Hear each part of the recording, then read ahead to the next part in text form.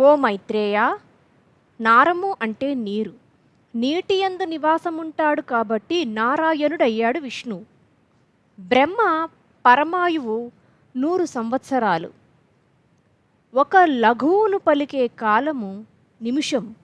18 నిమిషాలు ఒక కాష్ట, 30 కాష్టలు ఒక కళ, 30 కళలు ఒక క్షణం, 12 క్షణాలు ఒక ముహూర్తం, 30 ముహూర్తాలు ఒక పగలు ఒక రాత్రి అంటే ఒక దినం, 15 దినాలు ఒక పక్షము, 2 పక్షాలు ఒక నెల, 2 నెలలు ఒక ఋతువు, 3 ఋతువులు ఒక ఆయనం, అవే ఉత్తరాయణం దక్షిణాయనం, 2 ఆయనాలు ఒక సంవత్సరం. ఒక సంవత్సరం దేవతలకు ఒక దినం. ఇది సౌరమానంలో లెక్కింపబడుతోంది. 17,28,000 సంవత్సరాలు కృతయుగం, 12,96,000 సంవత్సరాలు త్రేతాయుగం, 8,64,000 సంవత్సరాలు ద్వాపరయుగం, 4,32,000 సంవత్సరాలు కలియుగం. ఇలా 4 యుగాలు ఒక దివ్యయుగం. ఇలాంటి యుగాలు 1000 అయితే బ్రహ్మకు ఒక దినం.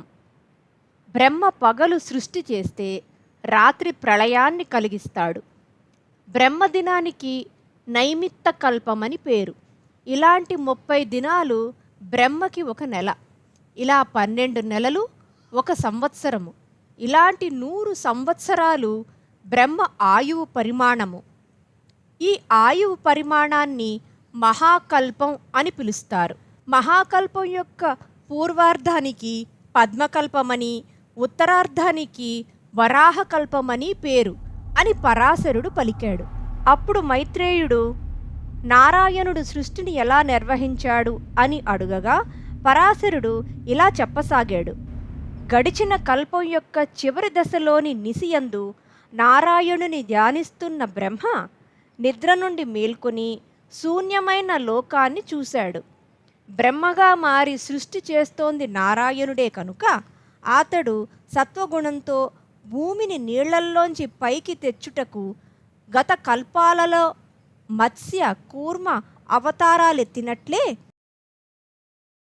ఈ కల్పంలో వరాహ అవతారమెత్తి భూమిని నీళ్లల్లోంచి పైకి తీసుకువచ్చాడు.